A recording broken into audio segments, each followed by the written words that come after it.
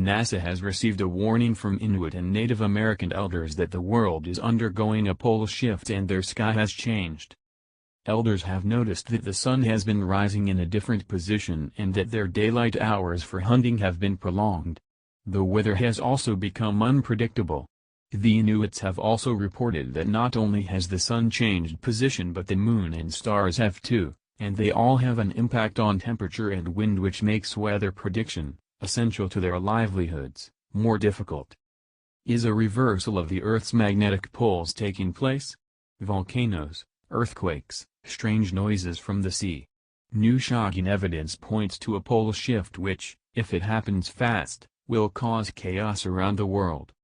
It has been scientifically proven that the Earth undergoes a full geomagnetic reversal, or pole shift, around every 780,000 years. These reversals are usually slow, occurring gradually over long spans of time. However, at the start of the 20th century that historical pattern appears to have been radically altered.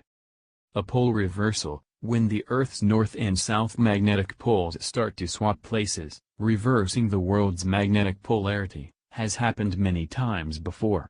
Scientists who track the history of the planet have identified 74 of these events by studying core samples. These are extracted from hundreds or thousands of feet down in the ground and in the thick polar ice. A sudden shift would throw the Earth's balance out so significantly it could trigger lethal earthquakes, tsunami on a scale we can hardly imagine, capable of washing right across the United States and every other major landmass, volcanic eruptions so large and widespread that the resulting ash clouds and gases could blanket the sun's rays and trigger a new sudden ice age. Scientists look for evidence of previous Armageddon-style destruction by identifying chaotic sediments where narrow layers of earth, rock and ice record oddball events in the Earth's history in the form of bands of mud and tiny magnetically charged fragments. To scientists, these are clear indicators of sudden floods, ice melt or ash deposits. When this is found outside a long period of the cycle of freezing and melting in the Earth's history, it is an indicator of a pole shift. Pole shifts cause a major increase in the movement of the tectonic plates, the giant lines of opposing cracks in the Earth's crust which push and grind against each other until they periodically release like a balled fist in a closed palm flicking upwards. There are now signs amongst the sharp increase in natural disasters and other strange, apparently unrelated incidents which point towards a possible reversal. It is widely recognized that magnetic north, that point at the top of the globe which compasses and devices which depend on magnetic navigation rely, is shifting increasingly quickly towards Russia from its current position above Greenland and nearer to Canada. It has moved 400 kilometers in the last decade and is accelerating. Our sun swaps its north and south pole every 11-13 years and has just done so. The effect on the sun is to stimulate the number and intensity of solar storms which can have a major effect on the Earth. They can interfere with TV transmissions and power supplies. Other signs which might indicate the effects of a magnetic reversal between magnetic north and south are an unprecedented 7 volcanoes which have started to erupt around the world in the last few days, and a major spike of 7.0 magnitude plus earthquakes, almost all of which I have witnessed personally a few days after the event as a documentary maker. The cycle started in Indonesia in 2004 and occurred again very recently in Nepal. These sharp increases in seismic activity do occur every 30 years or so and may be part of a natural ebb and flow, but they are another aspect of what could be a major trend in the light of the relentless and quickening march of magnetic northeast away from its original position.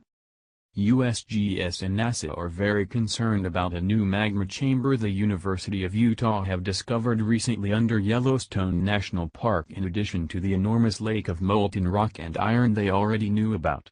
This one is an astonishing 11 times the volume of the Grand Canyon. A sudden pole shift could become the push the magma chamber with the surface area of Los Angeles needs to blow up. If it does, most of North America would be destroyed instantly and a new ice age would begin. Another story which begs the question what on earth is going on is a 300-meter, 900 feet, high island which has appeared from the seabed just north of the tip of Japan in just one night. This area was the origin of the 8.9 magnitude earthquake which ripped through Japan in 2011, causing one of the worst tsunami of all time. Sections of crustal plates which suddenly move under enormous heat and pressure which cause earthquakes and tsunami have been known to move dramatically, although it is often never seen as it occurs miles down on the seabed. A new shelf 800 kilometers, 500 miles, and 60 meter, 180 feet high, appeared off the west coast of Indonesia in 2004 which triggered the infamous tsunami wave which swept completely around the Earth's circumference 3 times. The new Japanese landmass appeared at almost exactly the same time as the Nepal 7.7 magnitude earthquake that took place 5,000 kilometers, 3,000 miles, away at the opposite end of the Eurasian tectonic plate. Finally, the weirdest account of nature behind what is a solar flare. A flare is defined as a sudden, rapid, and intense variation in brightness. A solar flare occurs when magnetic energy that has built up in the solar atmosphere is suddenly released. Radiation is emitted across virtually the entire electromagnetic spectrum, from radio waves at the long wavelength end, through optical emission to X-rays and gamma rays at the short wavelength end. The amount of energy released is the equivalent of millions of 100 megaton hydrogen bombs exploding at the same time. The first solar flare recorded in astronomical literature was on September 1, 1859. 2 scientists, Richard C. Carrington and Richard Hodgson, were independently observing sunspots at the time, when they viewed a large flare in white light. As the magnetic energy is being released, particles, including electrons, protons, and heavy nuclei, are heated and accelerated in the solar atmosphere. The energy released during a flare is typically on the order of 1027 ergs per second. Large flares can emit up to 1032 ergs of energy. This energy is 10 million times greater than the energy released from a volcanic explosion.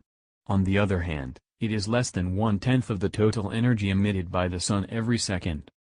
There are typically 3 stages to a solar flare. First is the precursor stage, where the release of magnetic energy is triggered. Soft X-ray emission is detected in this stage. In the second or impulsive stage, protons and electrons are accelerated to energies exceeding 1 MeV. During the impulsive stage, radio waves, hard X-rays, and gamma rays are emitted. The gradual buildup and decay of soft X-rays can be detected in the third, decay stage. The duration of these stages can be as short as a few seconds or as long as an hour. Solar flares extend out to the layer of the Sun called the corona. The corona is the outermost atmosphere of the Sun, consisting of highly rarefied gas. This gas normally has a temperature of a few million degrees Kelvin. Inside a flare, the temperature typically reaches 10 or 20 million degrees Kelvin, and can be as high as 100 million degrees Kelvin. The corona is visible in soft X-rays, as in the above image. Notice that the corona is not uniformly bright, but is concentrated around the solar equator in loop-shaped features. These bright loops are located within and connect areas of strong magnetic field called active regions. Sunspots are located within these active regions. Solar flares occur in active regions. The frequency of flares coincides with the Sun's 11-year cycle. When the solar cycle is at a minimum, active regions are small and rare and few solar flares are detected. These increase in number as the Sun approaches the maximum part of its cycle. The Sun will reach its next maximum in the year 2011, give or take 1 year. A person cannot view a solar flare by simply staring at the Sun. Never look directly at the Sun. Eye damage can result. Flares are in fact difficult to see against the bright emission from the photosphere.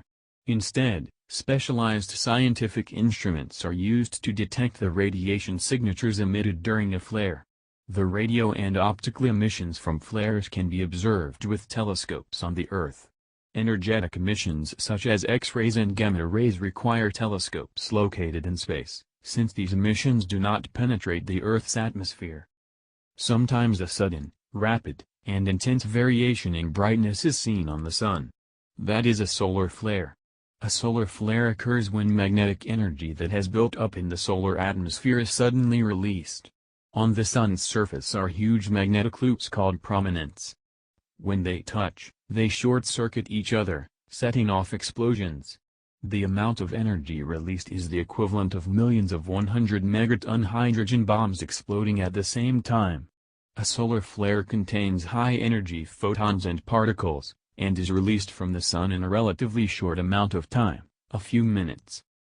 Even though the solar flare stays close to the sun, relatively speaking, the material thrown into space by these explosions is radioactive. It is potentially dangerous to spacecraft and especially to people in space. Solar flares emit radiation across virtually the entire electromagnetic spectrum, from radio waves at the long wavelength end, through optical emission to X-rays and gamma rays at the short wavelength end. This radiation can corrode equipment, overload cameras or micas, and explode